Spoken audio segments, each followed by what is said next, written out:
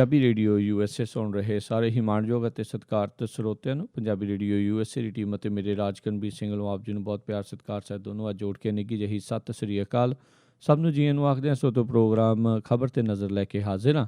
ਅੱਜ 26 ਅਪ੍ਰੈਲ ਦਿਨ ਮੰਗਲਵਾਰ ਤੁਹਾਡੇ ਲਈ ਲੈ ਕੇ ਹਾਜ਼ਰ ਹੋ ਚੁੱਕੇ ਹਾਂ ਸਵੇਰ ਦਾ ਖਬਰ 'ਤੇ ਨਜ਼ਰ ਦਾ ਬੁਲੇਟਿਨ, ਜਿਸ ਦੇ ਵਿੱਚ ਸਾਡੇ ਨਾਲ ਇਸ ਟਾਈਮ ਜੁੜ ਚੁੱਕੇ ਨੇ ਮਲੋਟ ਸਟੂਡੀਓਜ਼ ਤੋਂ ਮਿੰਟੂ ਗੁਰੂਸਰੀਆ ਜੀ। ਮਿੰਟੂ ਜੀ, ਜੀਆਂ ਨੂੰ ਪਿਆਰ ਭਰੀ ਨਿੱਘੀ ਸਤਿ ਸ੍ਰੀ ਅਕਾਲ। ਸ਼ੁਕਰੀਆ ਜੀ, ਸਾਰਿਆਂ ਨੂੰ ਸਤਿ ਸ੍ਰੀ ਅਕਾਲ ਜੀ। ਸਾਡੇ ਅੱਜ ਦੇ ਪ੍ਰੋਗਰਾਮ ਖਬਰ 'ਤੇ ਨਜ਼ਰ ਨੂੰ ਸਪਾਂਸਰ ਕਰਦੇ ਨੇ ਖਾਲਸਾ ਇੰਸ਼ੋਰੈਂਸ ਏਜੰਸੀ ਵਾਲੇ, ਜਿਨ੍ਹਾਂ ਦੇ ਕੋਲੋਂ ਤੁਸੀਂ ਹਰ ਤਰ੍ਹਾਂ ਦੀ ਇੰਸ਼ੋਰੈਂਸ ਕਰਵਾ ਸਕਦੇ ਹੋ। ਇੰਸ਼ੋਰੈਂਸ ਬਾਰੇ ਪਤਾ ਕਰਨ ਲਈ ਕਾਲ ਕਰ ਸਕਦੇ ਹੋ ਨੰਬਰ 408 272 2500 4082722500। ਇਸ ਦੇ ਨਾਲ ਟਰੱਕਿੰਗ ਮਲਟੀ ਸਰਵਿਸਿਜ਼ ਵਾਲੇ, ਜਿਨ੍ਹਾਂ ਦੇ ਕੋਲੋਂ ਤੁਸੀਂ ਫੈਕਟਰਿੰਗ ਦੀਆਂ ਸੇਵਾਵਾਂ ਲੈ ਸਕਦੇ ਹੋ। ਫੈਕਟਰਿੰਗ ਬਾਰੇ ਜਾਣਕਾਰੀ ਲਈ ਤੁਸੀਂ ਉਹਨਾਂ ਨੂੰ ਕਾਲ ਕਰੋ 408 272 2600 4082722600 ਦੇ ਉੱਤੇ। ਅਤੇ ਮਿੰਟੂ ਜੀ, ਗੱਲਬਾਤ ਦਾ ਸਿਲਸਿਲਾ ਸ਼ੁਰੂ ਕਰਦੇ ਹਾਂ। ਪੰਜਾਬ ਦੇ ਵਿੱਚ ਹਨੇਰ ਕਹਿੰਦੇ ਜੀ ਪੈ ਗਿਆ। ਕਿਸਾਨ ਅਤੇ ਉਸ ਦੀ ਮਾਂ ਨੇ ਪੁਲਿਸ ਸਾਹਮਣੇ ਕੀਤੀ ਖੁਦਕੁਸ਼ੀ। ਵੇਖੋ ਜੀ, ਕਦੇ ਕਦੇ ਇੰਝ ਲੱਗਦਾ ਹੈ ਜਿਵੇਂ ਸਾਡਾ ਇਹ ਸੋਹਣਾ ਪੰਜਾਬ ਹੈ ਜਿਹੜਾ ਉਹ ਮੌਤਾਂ ਦੀ ਰਾਜਧਾਨੀ ਬਣ ਗਿਆ ਹੋਵੇ ਜੀ। ਇਹ ਅੱਜ ਹਰੇਕ ਪਾਸਿਓਂ ਹੀ ਖਬਰਾਂ ਇਹੋ ਜਿਹੀਆਂ। ਅੱਜ 2-3 ਸੜਕ ਹਾਦਸਿਆਂ 'ਚ ਮਾਰੇ ਗਏ, ਜਿਨ੍ਹਾਂ 'ਚ 2 ਗੁੱਡੀਆਂ ਵੀ ਸ਼ਾਮਲ ਸੀ। ਇਸ ਤੋਂ ਇਲਾਵਾ 2 ਕਤਲ ਹੋ ਗਏ। ਇੱਕ ਨੇ ਪਤੀ ਨੇ ਪਤਨੀ ਮਾਰਤੀ, ਇੱਕ ਨੇ ਪਤਨੀ ਨੇ ਪਤੀ ਮਾਰਤਾ ਜੀ। ਯਾਨੀ 4 ਸ਼ਫੇਰਿਓ, ਕੋਈ ਨਸ਼ੇੜੀ ਮਰ ਰਿਹਾ ਹੈ, ਕੋਈ ਬੇਰੁਜ਼ਗਾਰ ਮਰ ਰਿਹਾ ਹੈ, ਕੋਈ ਕਲੇਸ਼ ਕਰਕੇ ਮਰ ਰਿਹਾ ਹੈ, ਯਾਨੀ 4 ਸ਼ਫੇਰਿਓ। ਪਰ ਜਿਹੜੀ ਆਹ ਖਬਰ ਆਈ, ਇਹਨੇ ਤੇ ਸੋਨੀ ਕਰ ਦਿੱਤਾ ਸਾਰੇ ਪੰਜਾਬ ਨੂੰ ਜੀ। ਕਿ ਇੱਕ ਪਿੰਡ ਜੋਧਪੁਰ ਜਿਹੜਾ ਬਰਨਾਲੇ ਦੇ ਨੇੜੇ ਆ, ਉੱਥੇ ਆੜਤੀ ਆ ਜਿਹੜਾ ਉਹ ਕਬਜ਼ਾ ਲੈਣ ਆਇਆ ਸੀ। ਕੁਰਕੀ ਹੋਈ ਸੀ ਜ਼ਮੀਨ ਦੀ, ਕਬਜ਼ਾ ਲੈਣ ਆਇਆ। ਨਾਲ ਪੁਲਿਸ ਸੀ, ਪ੍ਰਸ਼ਾਸਨ ਸੀ। ਇਹਨਾਂ ਨੇ ਅੱਗੋਂ ਵਿਰੋਧ ਕੀਤਾ, ਨਾਲ ਯੂਨੀਅਨ ਵਾਲੇ ਵੀ ਸੀਗੇ, ਕਿਸਾਨ ਯੂਨੀਅਨ ਵਾਲੇ ਧਰਨਾ ਧੁਰਨਾ ਲਾਇਆ ਉਹਨਾਂ ਨੇ। ਇਹਨਾਂ ਨੇ ਮਿਆਦ ਮੰਗੀ ਕਿ ਸਾਨੂੰ ਥੋੜ੍ਹੀ ਜਿਹੀ ਮਿਆਦ ਹੋਰ ਦੇ ਦਿਓ, ਕਰਜ਼ਾ ਅਸੀਂ ਓੜ ਪੋੜ ਕਰਕੇ ਕੋਈ ਲਾ ਦਿਆਂਗੇ। ਪਰ ਉਹਨਾਂ ਨੇ ਆਖਿਆ ਨਹੀਂ, ਅਸੀਂ ਅੱਜ ਪਹਿਲੀ ਹੈ ਜਿਹੜੀ ਹੋਣੀ ਆ। ਇਸੇ ਕਰਕੇ ਪੁਲਿਸ ਨੇ ਜਿਹੜੇ ਉਹ ਧਰਨੇ ਤੇ ਬੈਠੇ ਸੀ, ਇਹਨਾਂ ਦੀ ਹਮਾਇਤ ਦੇ ਵਿੱਚ ਹੈ ਕਿਸਾਨ ਯੂਨੀਅਨ ਵਾਲੇ, ਉਹਨਾਂ ਦੀ ਧਰਪਕੜ ਸ਼ੁਰੂ ਕਰ ਦਿੱਤੀ। ਜਦੋਂ ਉਹਨਾਂ ਨੂੰ ਫੜਨਾ ਸ਼ੁਰੂ ਕੀਤਾ, ਉਹਨਾਂ ਨੂੰ ਕੁੱਟਣਾ ਮਾਰਨਾ ਸ਼ੁਰੂ ਕੀਤਾ, ਤੇ ਫਿਰ ਗੁੱਸੇ 'ਚ ਆ ਕੇ ਇਸ ਮਾਂ ਪੁੱਤਰ ਨੇ ਜ਼ਹਿਰ ਪੀ ਲਿਆ। ਬਿਲਕੁਲ ਦੱਸਦੇ ਆ ਕਿ ਪੁਲਿਸ ਦੇ ਸਾਹਮਣੇ ਜ਼ਹਿਰ ਪੀਤਾ, ਕਿਸੇ ਨੇ ਰੋਕਿਆ ਨਹੀਂ, ਕਿਸੇ ਨੇ ਟੋਕਿਆ ਨਹੀਂ। ਮਾਂ ਥਾਂ ਹੀ ਮਰ ਗਈ ਹੈ। ਪੁੱਤ ਨੂੰ ਲਿਜਾਇਆ ਗਿਆ ਹਸਪਤਾਲ, ਪਰ ਹਸਪਤਾਲ 'ਚ ਜਾਣ ਤੋਂ ਪਹਿਲਾਂ ਹੀ ਉਹਦੇ ਪ੍ਰਾਣ ਜਿਹੜੇ ਨਿਕਲ ਗਏ। ਹੁਣ ਸਵਾਲ ਇਹ ਉੱਠਦਾ ਹੈ ਕਿ ਕੁਰਕੀ ਔਰ ਉਸ ਤੋਂ ਇਲਾਵਾ ਮੌਕੇ ਤੇ ਪੁਲਿਸ ਫਿਰ ਵੀ ਖੁਦਕੁਸ਼ੀ ਕਰ ਜਾਣਾ ਬਹੁਤ ਬਹੁਤ ਸਵਾਲੀਆ ਨਿਸ਼ਾਨ ਵੱਡਾ ਲਾਉਂਦਾ ਹੈ। ਕਿਉਂਕਿ ਦੇਖੋ, ਸਾਡੇ ਜਦੋਂ ਇੱਥੇ ਅਸੈਂਬਲੀ ਸੈਸ਼ਨ ਹੋਇਆ ਪਿਛਲਾ, ਉਹਦੇ ਵਿੱਚ ਮੁੱਖ ਮੰਤਰੀ ਨੇ ਕਰਜ਼ਾ ਰਾਹਤ ਬਿੱਲ ਜਦੋਂ ਲਿਆਂਦਾ ਸੀ, ਤੇ ਨਾਲ ਇਹ ਗੱਲ ਕਹੀ ਸੀ ਕਿ ਅਸੀਂ ਕੁਰਕੀ ਨਹੀਂ ਹੋਣ ਦਿਆਂਗੇ। ਕਿਉਂਕਿ ਲੋਕਾਂ ਨੇ ਸਵਾਲ ਕੀਤੇ ਸੀਗੇ ਕਿ ਕਰਜ਼ਾ ਰਾਹਤ ਬਿੱਲ ਕਾਹਦਾ, ਇਹਦੇ 'ਚ ਤੁਸੀਂ ਕੁਰਕੀ ਵਾਲੀ ਜਿਹੜੀ ਮੱਦ ਆ ਉਹ ਤਾਂ ਰੱਖੀ ਨਹੀਂ, ਕਿ ਕੁਰਕੀ ਕਿਸੇ ਵੀ ਹਾਲਤ 'ਚ ਨਹੀਂ ਹੋਏਗੀ। ਜਿਵੇਂ ਸਰ ਛੋਟੂ ਰਾਮ ਦੇ ਜਿਹੜੇ ਬਿੱਲ ਸੀਗਾ ਇਸ ਤਰ੍ਹਾਂ ਦਾ, ਉਹਦੇ 'ਚ ਮੱਦ ਸੀ ਕਿ ਕਿਸੇ ਵੀ ਹਾਲਤ ਦੇ ਵਿੱਚ ਕਿਸਾਨ ਦੀ ਜ਼ਮੀਨ ਹੈ ਜਿਹੜੀ ਕੁਰਕ ਨਾ ਹੋਵੇ। ਸੋ ਇਹਨਾਂ ਨੇ ਉਹ ਮੱਦ ਨਹੀਂ ਸੀ ਰੱਖੀ। ਤੇ ਜਦੋਂ ਲੋਕਾਂ ਨੇ ਸਵਾਲ ਕੀਤਾ, ਤੇ ਇਹਨਾਂ ਨੇ ਮੌਖਿਕ ਤੌਰ ਤੇ, ਜ਼ੁਬਾਨੀ ਤੌਰ ਤੇ ਸਰਦਾਰ ਪ੍ਰਕਾਸ਼ ਸਿੰਘ ਬਾਦਲ ਹੋਰਾਂ ਨੇ ਕਿਹਾ ਕਿ ਕਿਸਾਨ ਦੀ ਕੁਰਕੀ ਕਿਸੇ ਹਾਲਤ 'ਚ ਨਹੀਂ ਹੋਣ ਦਿਆਂਗੇ। ਪਰ ਅੱਜ ਵੇਖੋ, ਕੁਰਕੀ ਹੋਣ ਆਈ, ਔਰ ਹੁਣ ਕਾਹਦੀ ਆਈ, ਹੋਣੀ ਬਣ ਕੇ ਆਈ ਕਿ ਦੋਵੇਂ ਹੀ ਜਾਨਾਂ ਜਿਹੜੀਆਂ ਨਾਲ ਲੈ ਗਏ।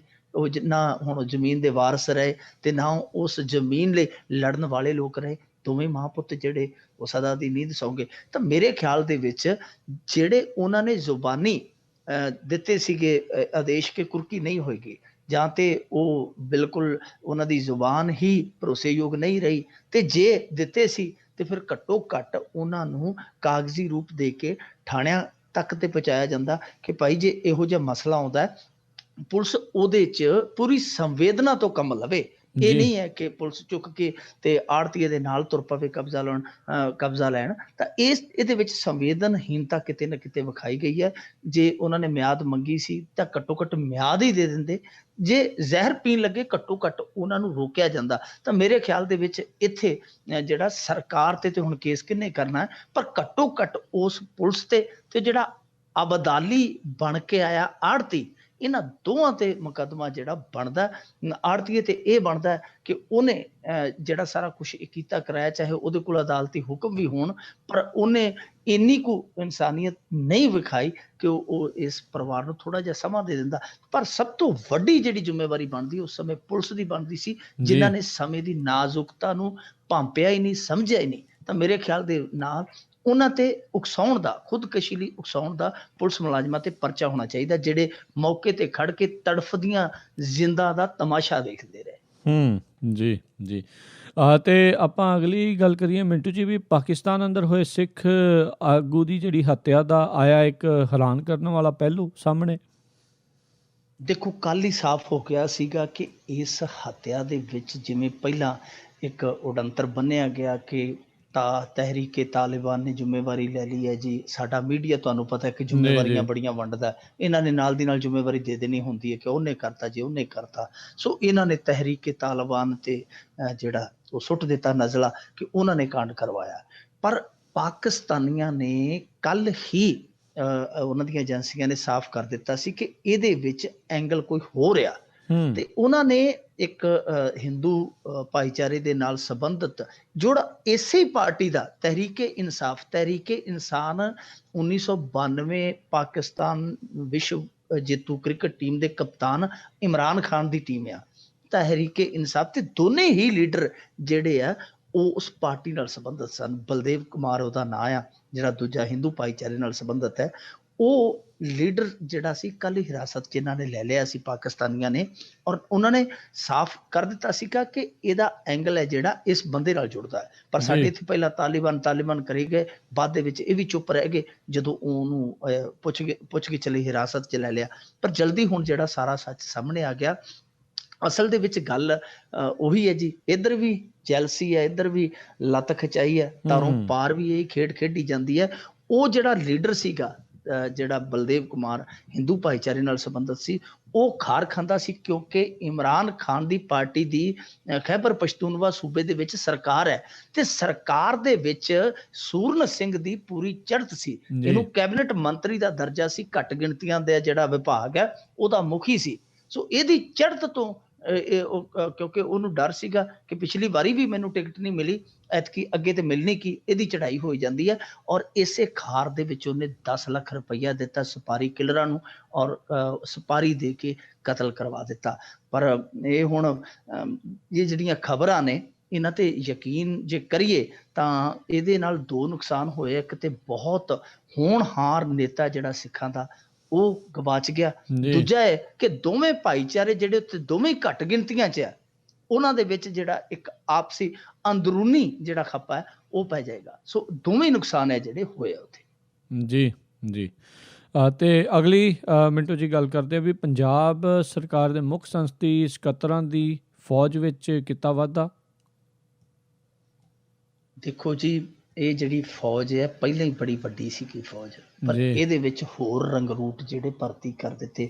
19 ਪਹਿਲਾਂ ਹੀ ਸਨ ਮੁੱਖ ਸੰਸਦੀ ਸਕੱਤਰ, ਜਿਨ੍ਹਾਂ ਦੇ ਵਿੱਚੋਂ ਇੱਕ ਇਹਨਾਂ ਨੇ ਕੱਢ ਦਿੱਤਾ ਇੰਦਰਬੀਰ ਸਿੰਘ ਬੁਲਾਰੀਆ, ਕਿਉਂਕਿ ਉਹਦੀ ਮਜੀਠੀਏ ਦੇ ਨਾਲ ਥੋੜੀ ਜੀ ਅੱਜ ਕੱਲ੍ਹ 751 ਹੈ, ਉਹਨੂੰ ਕੱਢ ਕੇ 18 ਕੀਤੇ ਤੇ ਨਾਲ ਦੀ ਨਾਲ 7 ਹੋਰ ਵਟਾ ਦਿੱਤੇ। 25 ਤੇ 17 ਜਿਹੜੇ ਮੰਤਰੀ ਹੈ, 42 ਦਾ ਇਹ ਇੱਕ ਤਰ੍ਹਾਂ ਨਾਲ ਕਹਿ ਲਈਏ ਕੈਬਨਿਟ ਟੋਲਾ ਹੋ ਗਿਆ। ਉਹ ਕਿਉਂਕਿ ਇਹ ਬਰਾਬਰ ਹੀ ਹੈ, ਮੰਤਰੀਆਂ ਦੀ ਸਹੂਲਤਾਂ ਲੈਂਦੇ ਆ। ਤੇ ਕੰਮ ਮੁੱਖ ਸੰਸਦੀ ਸਕੱਤਰਾਂ ਦਾ ਕੀ ਹੈ? ਬੜੇ ਲੋਕ ਪੁੱਛਦੇ ਰਹਿੰਦੇ ਇੱਕ ਦੂਜੇ ਤੋਂ, ਯਾਰ ਮੁੱਖ ਸੰਸਦੀ ਸਕੱਤਰ ਕਰਦੇ ਕੀ ਹੈ? ਕਰਦੇ ਇਹ ਆ ਕਿ ਇਹ ਜਾਂਦੇ ਆ ਮਹੀਨੇ ਛਮਾਈ ਉੱਥੇ ਸਕੱਤਰੇਤ ਦੇ ਵਿੱਚ, ਉੱਥੋਂ ਚਾਹ ਪਾਣੀ ਪੀ ਕੇ ਤੇ ਜਿਹੜਾ ਕੋਈ ਬਿੱਲਾਂ ਦਾ ਹਿਸਾਬ ਕਿਤਾਬ ਹੁੰਦਾ, ਜਿਵੇਂ ਕਈ ਜਿਹੜੇ ਵਿਹਲੜ ਜਾਂ ਨਕੰਮੇ ਵਿਦਿਆਰਥੀ ਹੁੰਦੇ ਆ ਨਾ, ਕਿ ਉਹ ਕਾਪੀ ਜੀ ਜੇਬ 'ਚ ਪਾਈ ਰੱਖਦੇ ਆ ਤੇ 4 ਕੁ ਮਹੀਨਿਆਂ ਬਾਅਦ ਕਾਲਜ 'ਚ ਗੇੜਾ ਕੱਢ ਆਉਂਦੇ ਆ। ਉਹ ਹਿਸਾਬ ਕਿਤਾਬ ਇਹਨਾਂ ਦਾ ਕਿ 3-4 ਮਹੀਨਿਆਂ ਬਾਅਦ ਜਿਵੇਂ ਹਿਸਾਬ ਕਰਨਾ ਹੁੰਦਾ ਮਿਨੀ ਸਕੱਤਰੇਤ ਦੇ ਨਾਲ, ਉੱਥੇ ਗੇੜਾ ਜਿਹਾ ਕੱਢ ਕੇ ਆ ਜਾਂਦੇ, ਕਰਦੇ ਕੱਖ ਨਹੀਂ। ਇਹਨਾਂ ਦੇ ਕੋਲ ਫਾਈਲ ਹੀ ਹੈ ਨਹੀਂ, ਜਿਹੜੀ ਕੰਮ ਵੇਖਣ ਲਈ ਕਿਸੇ ਵਿਭਾਗ ਦੀ ਇਹਨਾਂ ਕੋਲ ਫਾਈਲ ਹੀ ਨਹੀਂ ਜਾਂਦੀ ਮੁੱਖ ਸੰਸਦੀ ਸਕੱਤਰਾਂ ਕੋਲ। ਪਰ ਬਾਵਜੂਦ ਇਸ ਦੇ ਇੱਕ ਮੁੱਖ ਸੰਸਦੀ ਸਕੱਤਰ ਦਾ ਸਾਰੇ ਭੱਤੇ ਪਾ ਕੇ ਤਨਖਾਹ ਪਾ ਕੇ ਲੱਖ ਰੁਪਈਆ ਖਰਚਾ, ਜੇ ਹੋਰ ਤੇਲ ਪਾਣੀ, ਚਾਹ ਪਾਣੀ, ਲੱਸੀ, ਜੂਸ ਉਹ ਗਿਣ ਲਈਏ ਤੇ ਜਿਹੜੀ ਸੂਈ ਹੈ ਗਾਂਹ ਟੱਪ ਜਾਂਦੀ ਹੈ। ਹੁਣ ਸਵਾਲ ਇਹ ਉੱਠਦਾ ਕਿ 18 ਪਹਿਲਾਂ ਵਿਹਲੜ ਸੀ, 7 ਉੱਤੋਂ ਹੋਰ ਲਿਆ ਧਰੇ, 25 ਹੋ ਗਏ, ਜੀ 17 42 17 ਇਹਨਾਂ ਦੇ ਦੂਸਰੇ ਮੰਤਰੀ ਹੋ ਗਏ, ਭਾਵੇਂ ਉਹ ਹੈ ਹੀ ਰਿਸ਼ਤੇਦਾਰੀ ਓੜਮੇ ਕੋੜਮੇ ਚ ਹੀ ਸਾਰੇ ਹੈ ਤੇ ਹੈ ਨੇ ਨਾ। ਤੇ ਜੀ ਜੋ ਕੁੱਲ ਮਿਲਾ ਕੇ ਵੇਖੀਏ 30 ਕੁ ਹੋਰ ਰਹਿੰਦੇ ਆ, ਅਕਾਲੀ ਭਾਜਪਾ ਗੱਠਜੋੜ ਦੇ 30 ਕੋਈ ਲਾਂਭੇ ਰਹਿ ਗਏ, ਤੇ ਉਹਨਾਂ ਨੂੰ 30 ਨੂੰ ਵੀ ਵਿੱਚ ਫਿੱਟ ਕਰ ਦੇਣ। ਅਸਲ ਦੇ ਜੀ ਵਿੱਚ ਕੀ ਹੈ ਕਿ ਸਾਡੇ ਪੰਜਾਬ ਦਾ ਜਿਹੜਾ ਹੈ ਬੇੜਾ ਗਰਕ ਹੋ ਗਿਆ। 62 ਨਿਗਮ ਤੇ ਬੋਰਡ ਆ ਜਿਹੜੇ ਸਾਡੇ ਘਾਟੇ 'ਚ ਆ। ਸਰਪੰਚ ਅੱਜ ਪੰਚਾਇਤਾਂ ਦਾ ਟਰਮ ਪੂਰਾ ਹੋਣ ਵਾਲਾ ਹੈ, ਅਗਲੇ ਸਾਲ ਉਹਨਾਂ ਦਾ ਟਰਮ ਪੂਰਾ ਹੋ ਜਾਣਾ।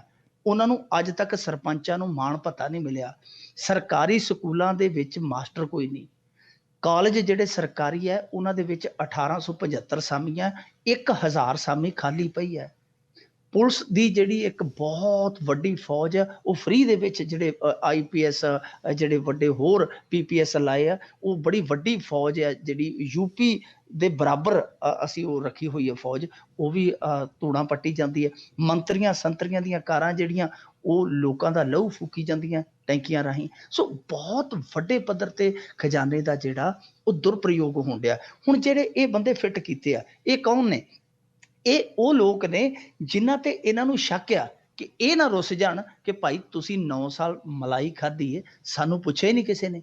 ਤੇ ਘੱਟੋ ਘੱਟ ਇਹਨਾਂ ਨੂੰ ਜਾਂਦੇ ਵਾਰ ਦਾ ਜਿਹੜਾ ਹੈਗਾ ਨਾ, ਜਿਵੇਂ ਜਾਂਦੇ ਭੂਤ ਦੀ ਲੰਗੋਟੀ ਸਹੀ, ਕਿ ਜੀ ਜਾਂਦੇ ਜੀ ਭੂਤ ਦੀ ਹੁਣ ਲੰਗੋਟੀ ਫੜਾ ਦਿਓ, ਆਪੇ ਫੜ ਕੇ ਤੁਰੇ ਫਿਰਨਗੇ। ਇਹ ਨਾ ਹੋਵੇ ਕਿ ਕੱਲ ਨੂੰ ਸਰੋਪਾ ਕਿਸੇ ਹੋਰ ਸਿਆਸੀ ਕਾਰੋਬਾਰੀ ਤੋਂ ਪਵਾ ਲੈਣ, ਕਿਉਂਕਿ ਕਾਰੋਬਾਰੀ ਹੈ ਨਾ, ਇਹ ਤੇ ਕਾਰੋਬਾਰੀ ਹੈ, ਤੇ ਕਿਸੇ ਹੋਰ ਕਾਰੋਬਾਰੀ ਦੇ ਘਰੇ ਨਾ ਬਹਿ ਜਾਣ।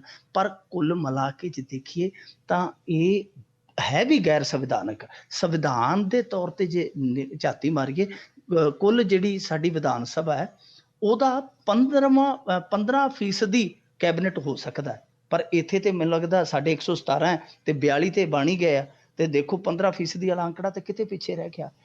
ਭਾਵੇਂ ਜਿੰਨੇ ਮਰਜ਼ੀ ਬਣਾ ਲੈਣਾ, ਪਰ ਸਵਾਲ ਇਹੀ ਉੱਠਦਾ ਹੈ ਕਿ ਇਹਦਾ ਬੋਝ ਹੈ ਜਿਹੜਾ ਉਹ ਜਨਤਾ ਤੇ ਕਿਉਂ ਪਾਇਆ ਜਾ ਰਿਹਾ? ਕਿਉਂ ਨਹੀਂ ਜੀ ਸੋਚਿਆ ਜਾ ਰਿਹਾ ਕਿ ਇਹ ਲੋਕਾਂ ਦਾ ਪੈਸਾ ਜਿਹੜਾ ਬਰਬਾਦ ਕੀਤਾ ਜਾ ਰਿਹਾ। 8-10 ਮਹੀਨੇ ਰਹਿ ਗਏ ਸੀ, ਜਿੱਥੇ ਅੱਗੇ ਉਹ ਜਿਹੜੇ 18 ਵਿਹਲੇ ਬੈਠ ਕੇ ਉਹਨਾਂ ਨੇ ਇੰਨਾ ਕੰਮ ਕੀਤਾ, ਉਹਨਾਂ ਤੋਂ ਥੋੜਾ ਜਿਹਾ ਹੋਰ ਵਿਹਲੇ ਬਹਿਣ ਦਾ ਕੰਮ ਲੈ ਲੈਂਦੇ। ਆਹ ਸੱਤਾਂ ਦਾ ਤਾਂ ਘੱਟੋ ਘੱਟ ਖਰਚਾ ਬਚਾ ਕੇ ਇਹਨਾਂ ਕੋਈ ਪੁੰਨ ਤੇ ਖੱਟ ਲੈਂਦੇ ਪੰਜਾਬ ਦਾ। ਜੀ ਪਰ ਉਹਨਾਂ ਨੇ ਆਪਣਾ ਖੱਟਣਾ ਸੀ। ਰਾਮਦੇਵ ਦੇ ਵੀ ਅੱਛੇ ਦਿਨ ਆਏ ਆ ਇਹਨਾਂ ਸੰਸਦੀ ਸਕੱਤਰਾਂ ਵਾਂਗੂ। ਪਤੰਜਲੀ ਤੇ ਉਤਪਾਦਾਂ ਨੇ ਕੀਤੀ ਹੈ ਥਾਂ ਕਮਾਈ। ਦੇਖੋ ਜੀ, ਵਾਕਈ ਅੱਛੇ ਦਿਨ ਇੱਥੇ ਜਾਂ ਤੇ ਸਾਧ ਦੇ ਆਏ ਆ ਇਹਦੇ, ਤੇ ਜਾਂ ਸਲਮਾਨ ਦੇ ਆਏ ਆ, ਜੀ ਦੋਨਾਂ ਦੇ ਹੀ ਆਏ ਆ। ਸਾਧ ਭਾਵੇਂ ਰਾਮਦੇਵ ਹੋਵੇ ਤੇ ਭਾਵੇਂ ਰਾਮ ਰਹੀਮ ਹੋਵੇ, ਜੀ ਇਹਨਾਂ ਦੇ ਚੰਗੇ ਦਿਨ ਆ, ਜਾਂ ਸਲਮਾਨ ਦੇ ਚੰਗੇ ਦਿਨ ਆ। ਉਹ ਵੀ ਕੇਸ ਉਹਦੇ ਨਿਕਲ ਗਏ ਆ। ਉਹਦੇ ਪਿਤਾ ਦੀ ਪੂਰੀ ਚੜ੍ਹਾਈ ਅੱਜ ਕੱਲ, ਉਹਨੂੰ ਓਲੰਪਿਕ 'ਚ ਭੇਜ ਦਿੱਤਾ। ਇੱਧਰ ਇਹ ਜਿਹੜੇ ਬਾਬੇ ਆ ਇਹਨਾਂ ਨੂੰ ਮਾਰਕੀਟ ਬ੍ਰਾਂਡ ਬਣਾ ਦਿੱਤਾ, ਹੁਣ ਇਹ ਕਾਰੋਬਾਰੀ ਆ। ਅੱਜ ਰਾਮਦੇਵ ਪ੍ਰੈਸ ਕਾਨਫਰੰਸ ਕਰਨ ਡਿਆ ਤੇ ਸਿੱਧੇ ਤੌਰ ਤੇ ਉਹਨੇ ਕੋਲਗੇਟ ਦਾ ਨਾਂ ਲਿਆ। ਨਾਂ ਜੀ ਲੈ ਨਹੀਂ ਸਕਦਾ ਕਾਨੂੰਨਨ ਤੌਰ ਤੇ ਕਿਸੇ ਇਸ ਤਰ੍ਹਾਂ ਦੀ ਕੰਪਨੀ ਦਾ, ਇਸ ਤਰ੍ਹਾਂ ਦੇ ਜਿਹੜੇ ਪ੍ਰੋਡਕਟ ਦਾ ਨਾਂ। ਕਹਿੰਦਾ ਕੋਲਗੇਟ ਨੂੰ ਬਾਜ਼ਾਰ 'ਚੋਂ ਧੱਕ ਕੇ ਬਾਹਰ ਕੱਢ ਦਿਆਂਗੇ। ਯੂਨੀਲੀਵਰ ਕੰਪਨੀ ਨੂੰ ਵੰਗਾਰਿਆ, ਉਹਨੇ ਆਖਿਆ ਇਹਦਾ ਲੀਵਰ ਖਰਾਬ ਕਰ ਦਿਆਂਗੇ ਅਸੀਂ, ਇਹਦਾ ਲੀਵਰ ਵੀ ਇਹਦਾ ਫੇਲ ਕਰਕੇ ਭਜਾ ਦਿਆਂਗੇ 2-3 ਸਾਲਾਂ 'ਚ। ਜੀ ਦੇਖੋ, ਇਹ ਰਾਮਦੇਵ ਨਹੀਂ ਬੋਲਦਾ, ਤੂੰ ਨਹੀਂ ਬੋਲਦੀ ਰਕਾਨੇ, ਤੂੰ ਨਹੀਂ ਬੋਲਦੀ, ਤੇਰੇ 'ਚ ਸੁੱਚਾ ਸਿਉਂ ਬੋਲਦਾ, ਇਹਦੇ 'ਚ ਸੁੱਚਾ ਸਿਉਂ ਬੋਲਦਾ। ਤਾਂ ਹੀ 1100% ਪਤੰਜਲੀ ਉਤਪਾਦਾਂ 'ਚ ਇਹਦਾ ਵਾਧਾ ਹੋਇਆ 4 ਸਾਲਾਂ ਦੇ ਵਿੱਚ। ਇਹ ਇਹਨੇ ਆਫੀਸ਼ੀਅਲੀ ਕੀਤੇ ਆ ਆંકੜੇ ਪੇਸ਼ ਕਿ ਮੇਰਾ 1100% ਦਾ ਪਤੰਜਲੀ ਦਾ ਜਿਹੜਾ ਕਾਰੋਬਾਰ ਹੈ ਵਧਿਆ। ਜੇ ਹੁਣ ਸਾਰਾ ਇਹਦਾ ਕਾਰ ਵਿਹਾਰ ਆਪਾਂ ਜੋੜ ਲਈਏ, ਜੋ ਇਹਨਾਂ ਨੇ ਇਹਨਾਂ ਦਾ ਸਾਰਾ ਖਲਾਰਾ ਪਿਆ ਹੋਇਆ, ਤੇ ਪਤਾ ਹੀ ਨਹੀਂ ਕਿੰਨੇ ਕੁ 100% ਉਹਦੇ 'ਚ ਇਜ਼ਾਫਾ ਹੋਇਆ। DDRO ਰੱਖਿਆ ਮੰਤਰਾਲੇ ਦਾ ਬੜਾ ਅਹਿਮ ਵਿਭਾਗ ਆ, ਉਹਦੇ ਅਧੀਨ ਇਹਨਾਂ ਨੂੰ ਠੇਕਾ ਮਿਲਿਆ ਹੋਇਆ ਹੈ। ਸਾਰੇ ਦੇਸ਼ ਦੇ ਵਿੱਚ ਆਰਮੀ ਦੇ ਜਿਹੜੇ ਖਾਦ ਪਦਾਰਥ ਆ, ਖਾਣ ਪੀਣ ਵਾਲੀਆਂ ਵਸਤੂਆਂ, ਉਹਦਾ ਢੋਆ ਢੁਆਈ ਦਾ ਠੇਕਾ ਇਹਨਾਂ ਕੋਲ ਆ। ਹਿਸਾਬ ਲਾ ਲਓ। ਤੇ ਸਾਰੇ ਭਾਰਤ ਦੇ ਵਿੱਚ ਇਹਨਾਂ ਲਈ ਜਾਇਦਾਦ ਖੋਲ ਦਿੱਤੀ ਗਈ ਹੈ। ਜਿੱਥੇ ਰਾਮਦੇਵ ਉਹ ਅੱਖ ਮੀਟ ਕੇ ਰੱਖ ਦੇਵੇ ਦੂਜੀ ਅੱਖ, ਨਾਲ ਦੀ ਨਾਲ ਉੱਥੇ ਪਲਾਟ ਕੱਟਿਆ ਜਾਂਦਾ ਹੈ। ਮੋਗੇ ਵੀ ਪਤੰਜਲੀ ਫੂਡ ਪਾਰਕ ਹੈ ਜਿਹੜਾ, ਉਹਦੇ ਲਈ ਜਗ੍ਹਾ ਅਨਾਉਂਸ ਹੋ ਚੁੱਕੀ ਹੈ। ਸੋ ਚਾਂਦੀ ਪੂਰੀ ਚਾਂਦ ਮਾਰੀ ਕੀਤੀ ਦਾ ਨਤੀਜਾ ਹੈ ਕਿ ਅੱਜ ਇਹ ਕਾਰੋਬਾਰੀ ਪੂਰਨ ਤੌਰ ਤੇ ਸਫਲ ਕਾਰੋਬਾਰੀ ਹੋ ਗਿਆ ਰਾਮਦੇਵ। ਔਰ ਬੜੇ ਇਹ ਇੱਕ ਕਮਾਲ ਦੀ ਗੱਲ ਆ ਕਿ ਬਹੁਤ ਘੱਟ ਪੜ੍ਹਿਆ ਲਿਖਿਆ ਬੰਦਾ ਜਿਹੜਾ ਕਿਸੇ ਸਮੇਂ ਸਾਈਕਲ ਤੇ ਜਾ ਕੇ ਜੜੀਆਂ ਬੂਟੀਆਂ ਵੇਚਦਾ ਹੁੰਦਾ ਸੀ, ਜਿਵੇਂ ਉਹ ਫਿਰਦੇ ਨਹੀਂ ਪਿੰਡਾਂ ਦੇ ਵਿੱਚ ਜੋਗੀ ਜੇ ਕਿ ਸੁਰਮਾ ਪਵਾਈ ਲਓ ਕਰਦੇ ਜੀ ਫਿਰਦੇ ਆ। ਜੀ ਉਸੇ ਤਰੀਕੇ ਦੇ ਨਾਲ ਇਹ ਤੇ ਬਾਲ ਕ੍ਰਿਸ਼ਨ ਸੀਗਾ ਜਿਹੜਾ ਦੋਵੇਂ ਸਾਈਕਲਾਂ ਤੇ ਇਹ ਚੀਜ਼ਾਂ ਵੇਚਦੇ ਹੁੰਦੇ ਸੀ, ਜੜੀਆਂ ਬੂਟੀਆਂ, ਦੇਸੀ ਜੜੀਆਂ ਬੂਟੀਆਂ। ਉਦੋਂ ਇਹਨਾਂ ਦੇ ਤਨ ਤੇ ਹੁੰਦੀ ਸੀ ਲੰਗੋਟੀ ਚਿੱਟੀ, ਪਰ ਜਿਵੇਂ ਹੀ ਭਗਵੀਂ ਲੰਗੋਟੀ ਬਣੀ, ਉਹਦਾ ਰੰਗ ਭਗਵਾ ਹੋਇਆ, ਨਾਲ ਦੀ ਨਾਲ ਜਿਹੜੇ ਪਹਿਲਾਂ ਚਿੱਟੀ ਲੰਗੋਟੀ ਵੇਲੇ ਦਿਨ ਕਾਲੇ ਹੁੰਦੇ ਸੀ, ਉਹ ਨਾਲ ਦੀ ਨਾਲ ਦਿਨ ਚਿੱਟੇ ਹੋ ਕੇ ਲੰਗੋਟੀ ਦਾ ਰੰਗ ਬਦਲਣ ਦਾ ਨਤੀਜਾ ਇਹ ਹੋਇਆ ਕਿ ਅੱਜ ਪਤੰਜਲੀ ਦੇ ਰੰਗ ਭਾਗ ਲੱਗ ਗਏ। ਜੀ ਜੀ ਬਿਲਕੁਲ ਜੀ, ਇੱਦਾਂ ਹੀ ਰੰਗ ਇੱਦਾਂ ਦੇ ਬਦਲਦੇ ਆ। ਹੈਲੀਕਾਪਟਰ ਡੀਲ ਦੇ ਵਿੱਚ ਹੋਇਆ ਵੱਡਾ ਘੁਟਾਲਾ ਆਇਆ ਸਾਹਮਣੇ। ਵੇਖੋ, ਇਹ ਇੱਕ ਹੋਰ ਮੋਤੀ ਹੈ ਜਿਹੜਾ ਇਹਨਾਂ ਦੀ ਮਾਲਾ ਦੇ ਵਿੱਚ ਪਰੋਇਆ ਗਿਆ। ਮਾਲਾ ਕਿਹਨਾਂ ਦੀ ਸੀ? ਯੂਪੀਏ ਜੀ ਕੀ ਦੀ ਸੀ? ਕਾਂਗਰਸ ਦੀ। ਹਾਲੇ ਅਸੀਂ ਕਹਿ ਦਿੰਦੇ ਜੀ ਮਨਮੋਹਨ ਸਿੰਘ ਵਰਗਾ ਪ੍ਰਧਾਨ ਮੰਤਰੀ ਨਹੀਂ ਲੱਭਣਾ, ਆਪੇ ਨਹੀਂ ਲੱਭਣਾ, ਜਿਹੜਾ ਇੰਨੇ ਘੁਟਾਲੇ ਵੇਖ ਕੇ ਵੀ ਆਪਦਾ ਮੌਨ ਨਹੀਂ ਤੋੜਦਾ, ਇਹੋ ਜਿਹਾ ਸ਼ਰੀਫ ਬੰਦਾ ਤੇ ਵਾਕਈ ਨਹੀਂ ਲੱਭਣਾ ਪੂਰੇ ਮੁਲਕ ਨੂੰ। ਇਹ ਘੁਟਾਲਾ ਯੂਪੀਏ ਪਾਰਟ 1 ਦੀ ਸਰਕਾਰ ਦਾ ਜਿਹੜਾ ਉਹ ਇੱਕ ਅਹਿਮ ਘੁਟਾਲਾ। ਵੈਸੇ ਕਾਂਗਰਸੀਆਂ ਦੇ ਘੁਟਾਲਿਆਂ ਦੀ ਜੇ ਗੱਲ ਕਰੀਏ ਨਾ, ਤੇ ਮੈਨੂੰ ਲੱਗਦਾ ਹੈ ਕਿ ਮੈਂ ਸਾਰਾ ਪ੍ਰੋਗਰਾਮ ਇਹ ਘੁਟਾਲੇ ਗਿਣਾਉਣ 'ਚ ਕੱਢ ਲੱਗ ਜਾਓ ਦੂੰਗਾ, ਪਰ ਜੀ ਫਿਰ ਵੀ ਬੋਫੋਰਸ ਤੋਪ ਘੁਟਾਲਾ, ਸ਼ੇਅਰ ਘੁਟਾਲਾ ਸੀ, ਚੀਨੀ ਘੁਟਾਲਾ, ਕਸਟਮ ਟੈਕਸ ਘੁਟਾਲਾ, ਹਵਾਲਾ ਘੁਟਾਲਾ, ਮੇਘਾਲਿਆ ਵਣ ਘੁਟਾਲਾ, ਖਾਦ ਘੁਟਾਲਾ, ਯੂਰੀਆ ਘੁਟਾਲਾ, ਬਿਹਾਰ ਭੂਮੀ ਘੁਟਾਲਾ, ਇੰਪਰੂਵਮੈਂਟ ਟਰਸਟ ਸਾਡੇ ਇੱਥੇ ਫੌਜੀ ਸਾਹਿਬ ਨੇ ਵੀ ਇੱਕ ਉਹ ਵੀ ਇੱਕ ਚੰਦ ਚਾੜਿਆ ਹੋਇਆ। ਸੋ ਪਤਾ ਹੀ ਨਹੀਂ ਕਿੰਨੇ ਕੁ ਘੁਟਾਲੇ ਕਾਂਗਰਸੀਆਂ ਦੇ, ਤੇ ਉਹਦੇ 'ਚ ਹੁਣ ਇੱਕ ਨਵਾਂ ਇਹ ਮੋਤੀ ਹੈ ਜਿਹੜਾ ਉਹ ਚਿਣਿਆ ਗਿਆ। ਇਹ ਸਾਡੇ ਇੱਥੋਂ ਗੱਲ ਨਹੀਂ ਨਿਕਲੀ, ਅਸਲ ਦੇ ਵਿੱਚ ਇਹ 2004-05 ਦੀ ਡੀਲ ਹੋਈ ਸੀ। ਅਗਸਤੇ ਕੋਈ ਕੰਪਨੀ ਹੈ ਸ਼ਾਇਦ ਇਟਲੀ ਦੀ, ਉਹਦੇ ਜੀ ਨਾਲ ਹੈਲੀਕਾਪਟਰਾਂ ਦੀ, ਉਹਦੇ ਵਿੱਚ ਇਹ ਸਾਰਾ ਕੁਛ ਆਇਆ ਸੀ। ਉਦੋਂ ਮਾੜੀ ਜੀ ਭਾਫ ਨਿਕਲੀ, ਇਹਨਾਂ ਨੇ ਗੱਲ ਠੱਪ ਦਿੱਤੀ। ਹੁਣ ਉਸ ਕੇਸ ਦਾ ਫੈਸਲਾ ਜਿਹੜਾ ਇਟਲੀ ਦੀ ਜਿਹੜੀ ਮਿਲਾਨ ਦੀ ਅਦਾਲਤ ਹੈ ਉਹਨਾਂ ਨੇ ਦਿੱਤਾ ਹੈ। ਉਹਨਾਂ ਨੇ ਫੈਸਲੇ ਦੇ ਵਿੱਚ ਸਾਫ਼ ਤੌਰ ਤੇ ਲਿਖਿਆ ਕਿ ਇਸ ਡੀਲ ਦੇ ਬਦਲੇ ਭਾਰਤੀ ਰਾਜਨੇਤਾਵਾਂ ਨੂੰ 125 ਕਰੋੜ ਦੀ ਰਿਸ਼ਵਤ ਦਿੱਤੀ ਗਈ ਸੀ। 125 ਕਰੋੜ ਦੀ। ਹੁਣ ਇਹ ਸੁੱਟਾ ਸੁੱਟੀ ਜਾਂਦੇ ਜੀ ਉਹ ਫਲਾਣਾ ਉਦੋਂ ਹਵਾਈ ਸੈਨਾ ਦਾ ਮੁਖੀ ਸੀ ਜਿਹੜਾ ਤਿਆਗੀ, ਉਹਦਾ ਰੋਲ ਸੀਗਾ।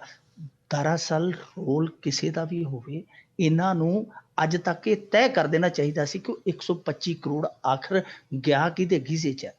ਉਹ 12-13 ਸਾਲ ਹੋ ਗਏ ਆ ਇਸ ਗੱਲ ਨੂੰ, ਤੇ ਕਿਸੇ ਨੇ ਇਸ ਗੱਲ ਦੀ ਭਾਫ ਹੀ ਨਹੀਂ ਨਿਕਲ ਦਿੱਤੀ। ਸਾਡੇ ਭਾਰਤੀ ਲੋਕਾਂ ਨੂੰ ਤੇ ਇਹਨਾਂ ਨੇ ਪਤਾ ਹੀ ਨਹੀਂ ਲੱਗਣ ਦਿੱਤਾ ਕਿ ਗੱਲ ਕੀ ਹੋ ਗਈ। ਉਹ ਤੇ ਇਟਲੀ ਵਾਲਿਆਂ ਦਾ ਭਲਾ ਹੋਵੇ, ਉਹਨਾਂ ਨੇ ਆਪਣੇ ਪਾਲੇ ਪਾਸਿਓਂ ਕੇਸ ਨਿਬੇੜਿਆ ਤੇ ਸਾਰੀ ਚੀਜ਼ ਜਿਹੜੀ ਖੁੱਲ ਗਈ। ਜੀ ਹਾਲੇ ਉਹਨਾਂ ਨੇ ਸਪਸ਼ਟ ਨਾਂ ਨਹੀਂ ਲਿਆ ਇਟਲੀ ਵਾਲਿਆਂ ਨੇ, ਪਰ ਫੈਸਲਾ ਲਿਖਦੇ ਸਮੇਂ 4-5 ਵਾਰੀ ਬੀਬੀ ਸੋਨੀਆ ਗਾਂਧੀ ਦਾ ਨਾਂ ਜ਼ਰੂਰ ਲਿਖਿਆ ਜੱਜ। ਜੀ ਜੀ ਇਹ ਇਟਲੀ ਦੇ ਜਦੋਂ ਵੀ ਤਾਰ ਜੁੜਦੇ ਆ ਉਧਰ ਨੂੰ ਹੀ ਗੱਲ ਜਾਂਦੀ ਆ। ਹੁਣ ਇਟਲੀ ਨੂੰ ਬੜਾ ਕੁਛ ਗਿਆ ਆ, ਬੜਾ ਕੁਛ ਇੱਦਾਂ ਹੀ ਹੋਇਆ ਆ। ਅਗਲੀ ਗੱਲ ਕਰੀਏ, ਬਿਹਾਰ ਦੀ ਸ਼ਰਾਬਬੰਦੀ ਦੇਣ ਲੱਗੀ ਨਤੀਜੇ। ਵੇਖੋ, ਅਸੀਂ ਭਾਰਤੀ ਲੋਕ ਆ ਜਿਹੜੇ ਉਹ ਆਲੋਚਨਾ ਕਰਨ ਲੱਗਿਆ ਬੜਾ ਮਿੰਟ ਮਾਰਦੇ ਆ। ਜਦੋਂ ਇਹ ਸ਼ਰਾਬਬੰਦੀ ਹੋਈ ਸੀਗੀ ਤੇ ਸਾਰਿਆਂ ਨੇ ਇਹ ਗੱਲ ਕਹੀ ਕਿ ਨਿਤਿਸ਼ ਕੁਮਾਰ ਨੇ ਜਿਹੜਾ ਇਹ ਪੰਗਾ ਛੇੜਿਆ ਇਹ ਕਾਮਯਾਬ ਨਹੀਂ ਹੋਣਾ। ਪਰ ਨਿਤਿਸ਼ ਕੁਮਾਰ ਪਤਾ ਨਹੀਂ ਕਿਉਂ ਬੜਾ ਆਪਣੀ ਧੁਨ ਦਾ ਸਵਾਰ ਬੰਦਾ ਆ, ਜੀ ਬਹੁਤ ਹਾਠੀ ਬੰਦਾ, ਉਹ ਹਾਰ ਮੰਨਣ ਵਾਲਾ ਨਹੀਂ ਹੈ। ਤੇ ਉਹਦੀ ਇਸ ਹਾਠੀ ਵਿਅਕਤਿਤਵ ਨੇ ਨਤੀਜੇ ਵੀ ਦੇਣੇ ਸ਼ੁਰੂ ਕੀਤੇ ਆ। ਜੀ ਸ਼ਰਾਬਬੰਦੀ ਦੇ ਜਿਹੜੇ ਹੁਣ ਤੱਕ ਦੇ ਲਾਈਏ ਜੇ 20-25 ਦਿਨਾਂ ਦੇ ਜਿਹੜੇ ਨਤੀਜੇ ਸਾਹਮਣੇ ਆਏ ਤੇ ਹੈਰਾਨ ਕਰਨ ਵਾਲੇ ਆ। ਜੀ ਉਹ ਵੱਡੇ ਵੱਡੇ ਮਾਹਰਾਂ ਨੂੰ ਵੀ ਪਰੇਸ਼ਾਨ ਕਰਦੇ ਪਏ ਕਿ ਕੀ ਵਾਕਿਆ ਸੱਚ ਆ। ਹੁਣ ਇਹਨਾਂ ਨੇ 5-6 ਜ਼ਿਲ੍ਹਿਆਂ ਦਾ ਇੱਕ ਅੰਕੜਿਆਂ ਦਾ ਜਿਹੜਾ ਬਿਊਰਾ ਹੈ ਉਹ ਬਾਹਰ ਕੱਢਿਆ ਹੈ। ਜੀ ਉਹ ਕਹਿੰਦੇ ਕਿ ਸਾਡੇ ਇੱਥੇ 27% ਕ੍ਰਾਈਮ ਘਟ ਗਿਆ ਨਾ 5-6 ਜ਼ਿਲ੍ਹਿਆਂ 'ਚ। ਹਾਲਾਂਕਿ ਉਹ 5-6 ਜ਼ਿਲ੍ਹਿਆਂ ਦਾ ਉਸ ਦਿਨ ਦਾ ਇਹਨਾਂ ਨੇ ਹਾਲੇ ਕੀਤਾ ਹੈ। ਉਹ ਹਾਲੇ ਕਹਿੰਦੇ ਕਿ ਅਸੀਂ ਪੂਰੀ ਸਟੇਟ ਦਾ ਜਾਰੀ ਕਰਾਂਗੇ, ਉਹਦੇ ਬਾਅਦ ਫਿਰ ਤੁਹਾਨੂੰ ਦੱਸਾਂਗੇ। ਇਹਨਾਂ ਨੇ ਪਟਨਾ, ਨਾਲੰਦਾ, ਭੋਜਪੁਰ, ਰੋਹਤਾਸ, ਬਕਸਰ ਤੇ ਕੈਮੂਰ ਜਿਹੜੇ ਬੜੇ ਇਹਨਾਂ ਮਾਮਲਿਆਂ ਦੇ ਵਿੱਚ ਬੜੇ ਬਦਨਾਮ ਜ਼ਿਲ੍ਹੇ ਸਨ, ਇਹਨਾਂ ਦਾ ਅੰਕੜਾ ਦਿੱਤਾ ਮੁੱਢਲੇ ਤੌਰ ਤੇ। ਉਹ ਕਹਿੰਦੇ ਕਿ 27% ਹੈ ਜਿਹੜੇ ਉਹ ਅਪਰਾਧ, ਯਾਨੀ ਸੰਗੀਨ ਅਪਰਾਧ ਹੈ ਜਿਹੜੇ, ਉਹਨਾਂ 'ਚ 27% ਕਮੀ ਦਰਜ ਕੀਤੀ ਗਈ। ਉਹਨਾਂ ਕਿਹਾ ਕਿ 6 ਜ਼ਿਲ੍ਹਿਆਂ ਦੇ ਵਿੱਚ ਸਾਲ 2015 'ਚ, ਯਾਨੀ ਪਿਛਲੇ ਸਾਲ ਇਹਨਾਂ ਦਿਨਾਂ 'ਚ 1 ਅਪ੍ਰੈਲ ਤੋਂ 23 ਅਪ੍ਰੈਲ ਤੱਕ 3178 ਮਾਮਲੇ ਦਰਜ ਹੋਏ ਸੀ, ਪਰ ਐਤਕੀ ਇਹ ਗਿਣਤੀ ਮਾਤਰ 2328 ਰਹਿ ਗਈ ਹੈ। ਯਾਨੀ ਉਹ ਇਹਨਾਂ ਥੱਲੇ ਆ ਗਏ 6 ਜ਼ਿਲ੍ਹਿਆਂ ਦੇ ਵਿੱਚ। ਤੇ ਇਹ ਹੀ ਨਹੀਂ, ਉਹ ਕਹਿੰਦੇ ਕਿ ਸਾਡੇ ਇੱਥੇ ਸੜਕ ਹਾਦਸਿਆਂ ਦੇ ਵਿੱਚ ਵੀ ਬੜੀ ਵੱਡੀ ਕਮੀ ਆਈ ਹੈ। ਸੜਕ ਹਾਦਸੇ ਵੀ ਜਿਹੜੇ ਉਹ ਘਟ ਗਏ। ਔਰ ਸਭ ਤੋਂ ਵੱਡੀ ਗੱਲ, ਜਿਸ ਚੀਜ਼ ਨੂੰ ਲੈ ਕੇ ਇਹਨਾਂ ਨੇ ਸ਼ੁਰੂ ਕੀਤੀ ਸੀ ਸ਼ਰਾਬਬੰਦੀ, ਉਹ ਕਹਿੰਦੇ ਕਿ ਜੀ ਉਸ ਦਿਨ ਦੀਆਂ ਬੀਬੀਆਂ ਵੀ ਜਿਹੜੀਆਂ ਉਹ ਸੁਖੀ ਹੋ ਗਈਆਂ, ਨਹੀਂ ਤੇ ਸ਼ਰਾਬੀ ਢੱਡ ਵਾਂਗੂ ਖੜਕਾਈ ਰੱਖਦੇ ਸੀ ਬੀਬੀਆਂ ਨੂੰ। ਉਹ ਕਹਿੰਦੇ ਕਿ ਹੁਣ ਉਹ ਵੀ ਕਹਿੰਦੀਆਂ ਨੇ ਕਿ ਬਹੁਤ ਵਧੀਆ ਕੰਮ ਹੋ ਗਿਆ। ਤਾਂ ਇਹਦਾ ਮਤਲਬ ਇਹ ਹੈ ਕਿ ਸ਼ੁਰੂਆਤੀ ਦੌਰ 'ਚ ਇਹਨਾਂ ਨੂੰ ਮੁਸ਼ਕਲਾਂ ਤੇ ਆਈਆਂ ਨੇ, ਇਹਨਾਂ ਦੇ ਸ਼ਰਾਬੀ ਤੜਫੇ ਬੜੇ ਆ, ਕਈ ਤੇ ਨੇਪਾਲ ਨੂੰ ਨਿਕਲ ਗਏ, ਕਈ ਉਧਰ ਨੂੰ ਨਿਕਲ ਗਏ, ਪਰ ਫਿਰ ਵੀ ਨਤੀਜੇ ਜਿਹੜੇ ਚੰਗੇ ਆਉਣੇ ਸ਼ੁਰੂ ਹੋ ਗਏ। ਹਾਲਾਂਕਿ ਪੂਰਨ ਸ਼ਰਾਬਬੰਦੀ ਆਪਾਂ ਨਹੀਂ ਮੰਨ ਸਕਦੇ, ਕਿਉਂਕਿ ਉਹ ਜੇ ਗੁਜਰਾਤ ਹੈ ਮੋਦੀ ਦਾ, ਜਿਹਨੂੰ ਆਪਾਂ ਡਰਾਈ ਸੂਬਾ ਕਹਿ ਦਿੰਦੇ ਹਾਂ, ਉੱਥੇ ਗੋਦਾਮ ਫੜੇ ਜਾਂਦੇ ਆ ਸ਼ਰਾਬ ਦੇ। ਜਿਵੇਂ ਸਾਡੇ ਇੱਥੇ ਕਣਕਾਂ ਦੇ ਗੋਦਾਮ ਆ, ਉਵੇਂ ਸ਼ਰਾਬ ਦੀਆਂ ਪੇਟੀਆਂ ਦੇ ਗੋਦਾਮ ਫੜੇ ਜਾਂਦੇ ਆ। ਤਾਂ ਉੱਥੇ ਪੂਰਨ ਸ਼ਰਾਬਬੰਦੀ ਤਾਂ ਆਪਾਂ ਨਹੀਂ ਕਹਿ ਸਕਦੇ, ਪਰ ਜਿਹੜੀ ਕੀਤੀ ਹੈ ਉਹਨਾਂ ਨੇ, ਜਿਸ ਸੁਹਿਰਦਤਾ ਦੇ ਨਾਲ ਕੀਤੀ ਹੈ, ਉਹਨੇ ਨਤੀਜੇ ਦੇਣੇ ਸ਼ੁਰੂ ਕਰ ਦਿੱਤੇ ਆ। ਅੱਜ ਮੱਧ ਪ੍ਰਦੇਸ਼ ਦੇ ਵਿੱਚ ਉਜੈਨ ਸ਼ਹਿਰ ਦੇ ਵਿੱਚ 1 ਮਹੀਨੇ ਲਈ ਸ਼ਰਾਬ ਦੀ ਪਾਬੰਦੀ ਲਾ ਦਿੱਤੀ ਹੈ। ਸ਼ਿਵਰਾਜ ਜੀ ਚੌਹਾਨ ਨੇ ਆਖਿਆ ਕਿ ਅਸੀਂ ਇਨਕਾਰ ਨਹੀਂ ਕਰਦੇ ਕਿ ਅਸੀਂ ਪੂਰੇ ਸੂਬੇ 'ਚ ਸ਼ਰਾਬਬੰਦੀ ਲਾਗੂ ਕਰ ਦੇਈਏ। ਜੀ ਤਾਂ ਇਹਦਾ ਮਤਲਬ ਇਹ ਹੈ, ਜੇ ਉਜੈਨ ਦੇ ਵਿੱਚ ਸ਼ਰਾਬਬੰਦੀ, ਕਿਉਂਕਿ ਉਹ ਵੀ ਪਵਿੱਤਰ ਸ਼ਹਿਰ ਉਹਨਾਂ ਦਾ, ਸਨਾਤਨੀਆਂ ਦਾ, ਤਾਂ ਜੇ ਉੱਥੇ ਸ਼ਰਾਬਬੰਦੀ ਹੋ ਸਕਦੀ ਹੈ, ਤੇ ਜਦੋਂ ਹੋਲਾ ਮਹੱਲਾ ਆਉਂਦਾ, ਮਾਘੀ ਆਉਂਦੀ ਹੈ, ਇੱਥੇ ਸਾਡੇ 1 ਹਫ਼ਤਾ ਵੀ ਨਹੀਂ ਬੰਦ ਰੱਖ ਸਕਦੇ? ਤੇ ਕੀ ਅਸੀਂ ਇਸ ਪਾਸੇ ਨਹੀਂ ਸੋਚ ਸਕਦੇ ਕਿ ਕਿਸ ਤਰੀਕੇ ਦੇ ਉਹ ਨਤੀਜੇ ਦੇ ਰਹੇ ਆ, ਇਨਕਲਾਬੀ ਨਤੀਜੇ ਦੇ ਰਹੇ ਆ ਉਹ ਸੂਬੇ, ਜਿਨ੍ਹਾਂ ਨੂੰ ਅਸੀਂ ਉਦਾਹਰਨ ਦੇ ਕੇ ਕਹਿੰਦੇ ਸੀ ਕਿ ਅਸੀਂ ਬਿਹਾਰ ਥੋੜ੍ਹੀ ਬਣਾਉਣਾ ਆਪਦਾ ਸੂਬਾ। ਜੀ ਹੁਣ ਤਾਂ ਬਿਹਾਰ ਹੀ ਬਣਾ ਲਓ ਤਾਂ ਚੰਗਾ ਆ, ਪਰ ਕਮਾਊ ਪੁੱਤ ਇਹਨਾਂ ਦਾ ਮੈਨੂੰ ਲੱਗਦਾ ਇੱਕ ਹੀ ਹੈ ਨਾ, ਪੰਜਾਬ ਸਰਕਾਰ ਦਾ, ਸ਼ਰਾਬ, ਤੇ ਉਹਨੂੰ ਬਸ ਵਧਾਵਾ ਹੀ ਦੇਈ ਜਾਂਦੇ ਨੇ। ਅਗਲੀ ਗੱਲ ਕਰੀਏ, ਸੁਪਰੀਮ ਕੋਰਟ ਨੇ ਔਰਤਾਂ ਨੂੰ ਮੰਦਰਾਂ ਵਿੱਚ ਨਾ ਜਾਣ ਦੇ ਦਿੱਤੀ ਵੱਡੀ ਟਿੱਪਣੀ। ਇਹ ਪੂਰੇ ਭਾਰਤ ਦੇ ਵਿੱਚ ਇਸ ਸਮੇਂ ਦੀ ਸਭ ਤੋਂ ਵੱਡੀ ਚਰਚਾ ਹੈ। ਜਿਹੜੀ ਔਰਤਾਂ ਦੇ ਪੂਜਾ ਦਾ ਹੱਕ ਆ, ਉਹਦੀ ਬਰਾਬਰਤਾ ਨਾ ਹੋਣ ਦਾ ਜਿਹੜਾ ਮਸਲਾ ਹੈ, ਉਹ ਇਸ ਸਮੇਂ ਸਭ ਤੋਂ ਵੱਧ ਚਰਚਾ ਦੇ ਵਿੱਚ ਹੈ। ਪਹਿਲਾਂ ਜੀ ਸ਼ਨੀ ਸ਼ਿਗਰਾਪੁਰ ਮੰਦਿਰ ਦਾ ਸੀ ਰੌਲਾ ਪਿਆ, ਬਾਅਦ ਦੇ ਵਿੱਚ ਕਿਉਂਕਿ ਉਹ ਇੱਕ ਉਹਨਾਂ ਨੇ ਭੂਮੀ ਮਾਤਾ ਬਗਰੇਡ ਬਣਾਈ ਹੋਈ ਹੈ, ਤ੍ਰਿਪਤੀ ਦੇਸਾਈ ਉਹਦੀ ਮੁਖੀ ਹੈ। ਉਹ ਕਹਿੰਦੇ ਕਿ ਅਸੀਂ ਤੇ ਭਾਈ ਉਹਨਾਂ ਸਾਰੀਆਂ ਜਗ੍ਹਾ ਤੇ ਜਾ ਕੇ ਪੂਜਾ ਕਰਾਂਗੀਆਂ ਜਿੱਥੇ ਮਰਦ ਕਰਦੇ ਆ, ਸਾਡਾ ਜੀ ਜਿੱਥੇ ਜੀ ਕਰੇਗਾ ਅਸੀਂ ਉੱਥੇ ਜਾਵਾਂਗੀਆਂ, ਸਾਨੂੰ ਰੋਕ ਕੇ ਵਿਖਾਵੇ ਕੋਈ। ਉਹਨਾਂ ਨੇ ਅਦਾਲਤੀ ਸਹਾਰਾ ਵੀ ਲਿਆ। ਸ਼ਨੀ ਸ਼ਿਗਰਾਪੁਰ ਉਹਨਾਂ ਨੇ 4 ਸਦੀਆਂ ਦੀ ਉੱਥੇ ਜਿਹੜੀ ਰਵਾਇਤ ਸੀ ਉਹ ਤੋੜੀ ਹੈ। ਹੁਣ ਉਹਨਾਂ ਦਾ ਅਗਲਾ ਟੀਚਾ ਸੀ ਜਿਹੜਾ, ਉਹ ਸੀ ਸਬਰੀਮਾਲਾ, ਜਿਹੜਾ ਕੇਰਲਾ ਦਾ ਮੰਦਿਰ ਆ। ਉਹਦੇ ਵਿੱਚ ਵੀ ਮੈਨੂੰ ਲੱਗਦਾ 2.5 ਕੁ ਸਦੀਆਂ ਤੋਂ ਔਰਤਾਂ ਦੀ ਜਿਹੜੀ ਪੂਜਾ ਬੰਦ ਆ। ਹੁਣ ਦੇਖੋ, ਇਹ ਇੱਕ ਬੜਾ ਵੱਡਾ ਸਵਾਲ ਉੱਠਦਾ ਹੈ ਕਿ ਇਹ ਮੰਦਿਰ ਕਿੰਨੀ ਕੁ ਦੇਰ ਦੇ ਆ। ਇਹ ਤੇ ਹੈ ਨਹੀਂ ਕੋਈ 5000 ਸਾਲ ਪੁਰਾਣੇ ਆ, ਜਾਂ ਇਹ ਜਿਹੜੇ ਆਦਿ ਕਾਲ ਦੇ ਆ, ਪੱਥਰ ਯੁੱਗ ਦੇ ਆ। ਇਹ ਮੰਦਿਰ ਤੇ ਬਣੇ ਨੇ 2 4 5 6 7 ਸਦੀਆਂ ਪਹਿਲਾਂ ਦੇ। ਉਦੋਂ ਜੀ ਨਾ ਤੇ ਰਾਮ ਭਗਵਾਨ ਜਿਉਂਦਾ ਸੀ, ਨਾ ਕ੍ਰਿਸ਼ਨ ਭਗਵਾਨ ਸੀ, ਨਾ ਹੀ ਕੋਈ ਹੋਰ ਦੇਵੀ ਦੇਵਤਾ ਜਿਨ੍ਹਾਂ ਨੇ ਇਹ ਮਰਿਆਦਾ ਬਣਾਈ ਹੋਵੇ। ਇਹਦਾ ਮਤਲਬ ਇਹ ਹੈ ਕਿ ਮੰਦਿਰ ਜਿਨ੍ਹਾਂ ਨੇ ਬਣਾਏ, ਉਹਨਾਂ ਨੇ ਆਪਦੇ ਹਿਸਾਬ ਦੇ ਨਾਲ ਰੂਲ ਰੈਗੂਲੇਸ਼ਨ ਜਿਹੜੇ ਬਣਾਏ, ਉਹਨਾਂ ਨੇ ਆਪਣੇ ਹਿਸਾਬ ਦੇ ਨਾਲ ਬਣਾ ਲਏ। ਪਰ ਜੀ ਅੱਜ ਦੇ ਦੌਰ ਦੇ ਵਿੱਚ ਆ ਕੇ ਜੇ ਅਸੀਂ ਉਹਨਾਂ ਰੂੜੀਵਾਦੀ ਸਿਧਾਂਤਾਂ ਨੂੰ ਮੰਨੀ ਜਾਈਏ, ਤੇ ਫਿਰ ਸਾਡੇ ਤੋਂ ਵੱਡਾ ਜਿਹੜਾ ਬੇਵਕੂਫ ਕੋਈ ਨਹੀਂ ਹੈ। ਹੁਣ ਇਹ ਮਸਲੇ ਆ ਜਿਹੜੇ ਇਹ ਕਾਨੂੰਨੀ ਚਰਚਾ ਦੇ ਵਿੱਚ ਨੇ। ਕਾਨੂੰਨੀ ਚਰਚਾ ਦੇ ਵਿੱਚ ਨੇ ਤਾਂ ਉੱਥੇ ਸੁਪਰੀਮ ਕੋਰਟ ਦੇ ਵਿੱਚ ਜਾ ਕੇ ਜਿਹੜਾ ਇਸ ਮੰਦਿਰ ਦੇ ਬੋਰਡ ਨੇ, ਪ੍ਰਬੰਧਕਾਂ ਨੇ ਤਰਕ ਦਿੱਤਾ ਹੈ, ਉਹ ਬੜਾ ਹਾਸੋਹੀਣਾ ਤੇ ਬੜਾ ਗੰਭੀਰ ਵੀ ਲੱਗਦਾ ਕਿ ਸਾਡੇ ਲੋਕਾਂ ਦੀ ਸੋਚ, ਖਾਸ ਤੌਰ ਤੇ ਧਰਮ ਨੂੰ ਚਲਾਉਣ ਵਾਲੇ ਡਰਾਈਵਰਾਂ ਦੀ ਸੋਚ ਕਿਸ ਤਰ੍ਹਾਂ ਦੀ ਹੈ। ਉਹ ਕਹਿੰਦੇ ਨੇ ਕਿ 10 ਤੋਂ 50 ਸਾਲ ਤੱਕ ਦੀ ਔਰਤ ਤੇ ਅਸੀਂ ਮੰਦਿਰ ਆਉਣ ਦੀ ਪਾਬੰਦੀ ਤਾਂ ਲਾਈ ਹੈ ਕਿਉਂਕਿ ਉਹਨਾਂ ਨੂੰ ਪੀਰੀਅਡਸ ਆਉਂਦੇ ਨੇ, ਮਾਹਵਾਰੀ ਆਉਂਦੀ ਹੈ, ਇਸ ਕਰਕੇ ਉਹ ਸ਼ੁੱਧਤਾ ਜਿਹੜੀ ਭੰਗ ਹੁੰਦੀ ਹੈ। ਦੱਸੋ। ਸੁਪਰੀਮ ਕੋਰਟ ਨੇ ਪੁੱਛ ਲਿਆ ਕਿ ਭਾਈ ਇਹਦੇ ਤੇ ਸ਼ੁੱਧਤਾ ਦਾ ਕੀ ਸੰਬੰਧ ਆ? ਔਰਤ ਦੀ ਕੁਦਰਤੀ ਕਿਰਿਆ ਨਾਲ ਤੁਹਾਡੀ ਸ਼ੁੱਧਤਾ ਦਾ ਸੰਬੰਧ ਕੀ ਹੈ? ਹਾਲੇ ਹੁਣ ਉਹਨਾਂ ਨੇ ਟਾਈਮ ਲੈ ਲਿਆ ਜੀ, ਕਿਤੇ ਸੋਚ ਕੇ ਦੱਸਾਂਗੇ, ਪਰ ਉਹਨਾਂ ਦੇ ਕੋਲ ਮੇਰੇ ਖਿਆਲ ਨਾਲ ਕੋਈ ਜਵਾਬ ਨਹੀਂ ਹੈ ਕਿ ਸ਼ੁੱਧਤਾ ਜਿਹੜੀ ਹੈ, ਸ਼ੁੱਧਤਾ ਮਨ ਦੇ ਵਿਚਾਰਾਂ ਨਾਲ ਆ। ਸ਼ੁੱਧਤਾ, ਕਿਉਂਕਿ ਬੰਦਾ ਤੇ ਖੁਦ ਹੀ ਗੰਦਗੀ ਦਾ ਢੇਰ ਆ। ਚਮੜੀ ਦਾ ਪਰਦਾ ਹੈ ਨਾ ਜੀ, ਇਹ ਹਟਾ ਦਿਓ ਤੇ ਥੱਲੇ ਕੀ ਹੈ, ਦੇਖ ਹੀ ਨਹੀਂ ਸਕਦਾ ਬੰਦਾ।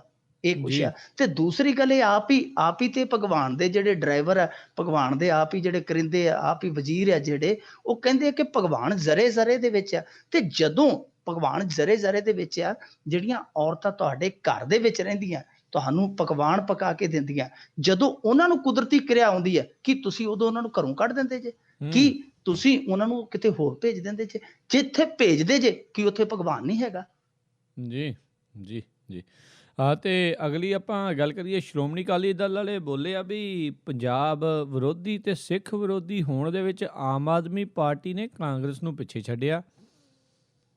ਇਹਨਾਂ ਨੇ ਆਪਣੀ ਬੋਝੇ ਦੇ ਵਿੱਚੋਂ ਤਾਸ਼ ਵੀ ਕੱਢ ਲਈ ਤੇ ਤਾਸ਼ ਦੇ ਵਿੱਚੋਂ ਪੱਤੇ ਵੀ ਕੱਢ ਲਿਆ। ਹੂੰ, ਸਾਰੇ ਧੂਮ ਧੜੱਕੇ ਦੇ ਨਾਲ ਠਾਹ ਪੱਤਾ, ਕੋਈ ਗੋਲਾ, ਕੋਈ ਬੇਗੀ ਹੈ, ਕੋਈ ਯੱਕਾ, ਸਭ ਇੱਕ ਦੂਜੇ ਦੇ ਪੱਤਿਆਂ ਨੂੰ ਕੁੱਟਣ ਲਈ ਕਾਲੇ ਪਏ ਆ। ਸੁਬਰਾਮਣੀਅਮ ਬੋਲ ਗਿਆ ਇੱਥੇ ਕਿ ਜਿਹੜੇ ਆ ਜੀ ਕਾਮਰੇਡਾਂ ਨੇ ਕਰਾਇਆ, ਬੀਬਾ ਹਰਸਿਮਰਤ ਕੌਰ ਬੋਲ ਗਈ ਕਿ ਜੀ ਇਹ ਫਾਈਲਾਂ ਜਨਤਕ ਹੋਣੀਆਂ ਚਾਹੀਦੀਆਂ, ਬੜਾ ਕੁਛ। ਹੁਣ ਇਹਨਾਂ ਨੇ ਇਸ ਚੀਜ਼ ਨੂੰ ਆਧਾਰ ਬਣਾ ਲਿਆ ਕਿ ਕੱਲ ਭਗਵੰਤ ਮਾਨ ਨੇ ਜਦੋਂ ਸਹਿਜਧਾਰੀ ਜਿਹੜਾ ਬਿੱਲ ਪਾਸ ਹੋਇਆ ਲੋਕ ਸਭਾ ਦੇ ਵਿੱਚ, ਉਹ ਜਦੋਂ ਬਿੱਲ ਪਾਸ ਹੋਣ ਜਾ ਰਿਹਾ ਸੀ ਤੇ ਭਗਵੰਤ ਮਾਨ ਨੇ ਟੰਗ ਅੜਾ ਲਈ।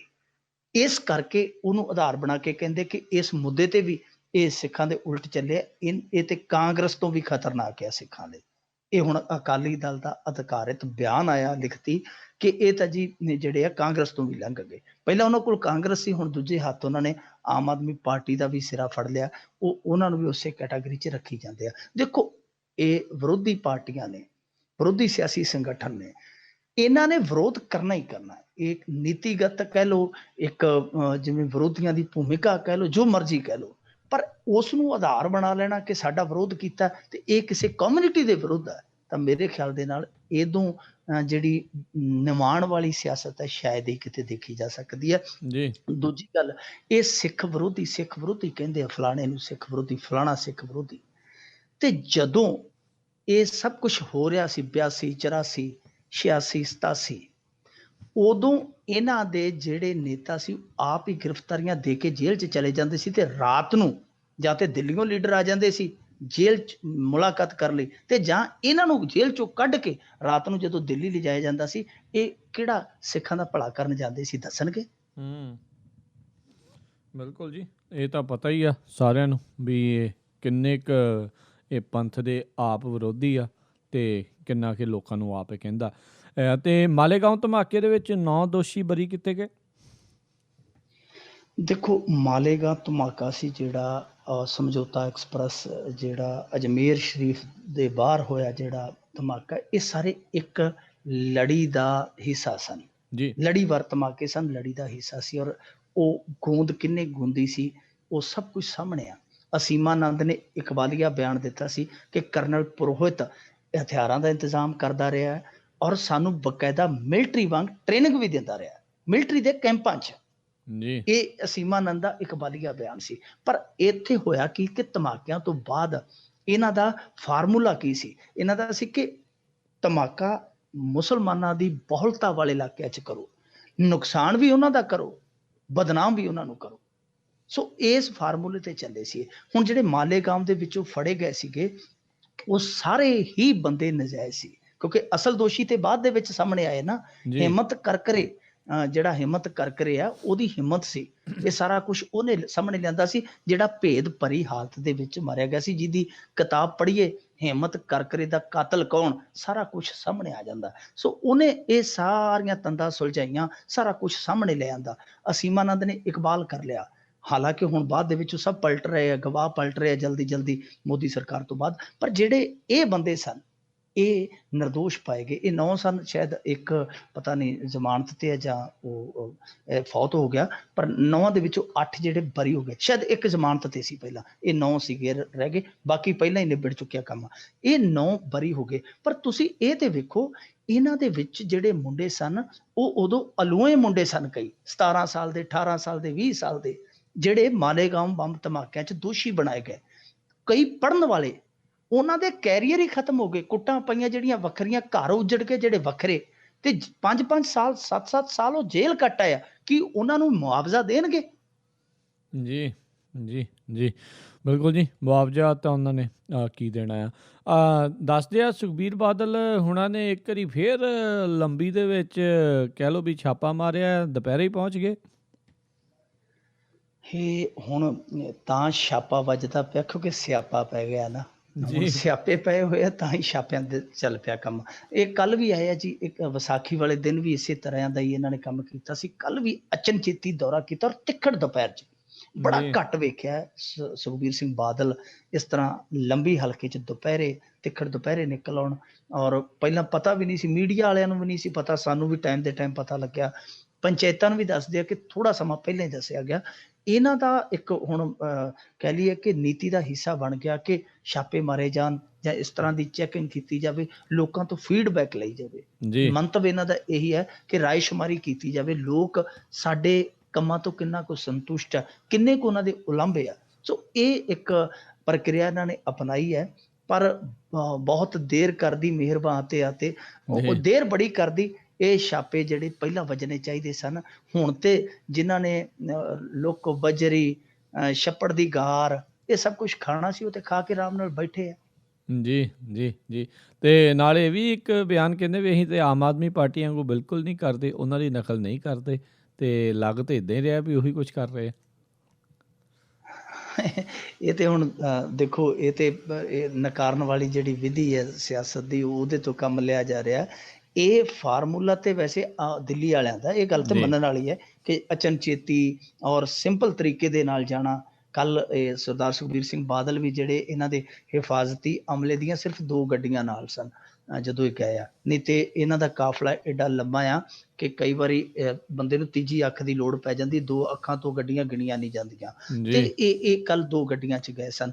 ਇਹ ਕਿਤੇ ਨਾ ਕਿਤੇ ਪ੍ਰਭਾਵਤਾ ਹੈ, ਪਰ ਜਦੋਂ ਉਹਨਾਂ ਤੋਂ ਪੁੱਛੀਏ ਉਹ ਕਹਿੰਦੇ ਜੀ ਅਸੀਂ ਕਿਸੇ ਦੀ ਰੀਸ ਕੀ ਕਰਨੀ ਹੈ, ਸਾਡੀ ਰੀਸ ਕੀਤੀ ਸੀ ਕੇਜਰੀਵਾਲ ਨੇ, ਸਾਡਾ ਸੰਗਤ ਦਰਸ਼ਨ ਵਾਲਾ ਉਹ ਫਾਰਮੂਲਾ ਹੀ ਚੁਰਾ ਕੇ ਲੈ ਗਿਆ ਸੀ। ਇਹ ਤਾਂ ਭਲਾ ਹੋਵੇ ਕਿ ਉਹ ਫਾਰਮੂਲੇ ਦੀ ਕੁੰਜੀ ਸਾਡੇ ਕੋਲ ਰਹਿ ਗਈ, ਉਹਦਾ ਫੇਲ ਹੋ ਗਿਆ ਫਾਰਮੂਲਾ। ਜੀ ਜੀ ਜੀ ਤੇ ਬਹੁਤ ਬਹੁਤ ਧੰਨਵਾਦ ਕਰਦੇ ਹਾਂ ਤੁਹਾਡਾ ਮਿੰਟੂ ਜੀ, ਤੁਸੀਂ ਸਾਡੇ ਨਾਲ ਜੁੜੇ, ਇਹਨਾਂ ਖਬਰਾਂ ਬਾਰੇ ਸਾਨੂੰ ਜਾਣਕਾਰੀ ਦਿੱਤੀ। ਅਗਲੇ ਬੁਲੇਟਿਨ ਤੱਕ ਲਈ ਤੁਹਾਡਾ ਬਹੁਤ ਬਹੁਤ ਧੰਨਵਾਦ, ਮਿਹਰਬਾਨੀ, ਸਤਿ ਸ੍ਰੀ ਅਕਾਲ। ਸ਼ੁਕਰੀਆ ਜੀ, ਸਤਿ ਸ੍ਰੀ ਅਕਾਲ ਜੀ। ਤੇ ਸੋ ਤੋਂ ਇੱਥੇ ਹੀ ਸਾਡਾ ਅੱਜ ਦਾ ਇਹ ਪ੍ਰੋਗਰਾਮ ਆ ਉਹ ਵੀ ਹੁਣ ਸਮਾਪਤ ਹੁੰਦਾ ਹੈ। ਹੁਣ ਮੈਨੂੰ ਰਾਜਕਨਵੀਰ ਸਿੰਘ ਨੂੰ ਵੀ ਇਜਾਜ਼ਤ ਦਿਓ, ਮੇਰੇ ਵੱਲੋਂ ਵੀ ਆਪ ਸਭ ਨੂੰ ਬਹੁਤ ਪਿਆਰ ਸਤਿਕਾਰ ਸਾਹਿਬ ਦੋਨੋਂ ਅੱਜ ਜੋੜ ਕੇ ਨਿੱਘੀ ਜਿਹੀ ਸਤਿ ਸ੍ਰੀ ਅਕਾਲ। ਜਿੰਦੇ ਵਾਸਤੇ ਰਹੋ, ਹੱਸਦੇ ਖੇਲਦੇ ਰਹੋ ਤੇ ਸੁਣਦੇ ਰਹੋ ਪੰਜਾਬੀ ਰੇਡੀਓ USA।